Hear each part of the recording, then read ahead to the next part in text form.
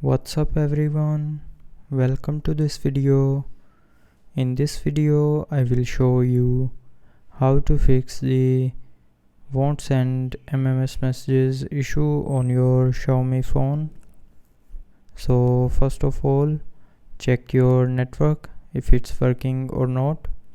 So if you're getting 3 or less than 3 bars of signals, it means you have a poor network connection. So move to an area where you can get good network signals, and after fixing the network issue, the MMS issue will be fixed. But if you're still facing the issue, then make sure to turn on mobile data. So without turning on mobile data, you will not be able to receive or send the MMS messages. Now after turning on mobile data, if you are still facing issue, then try restarting your phone.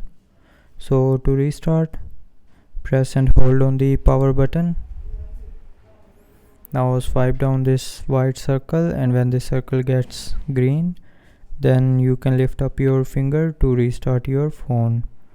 And after restarting your phone, the MMS issue will be 100% fixed.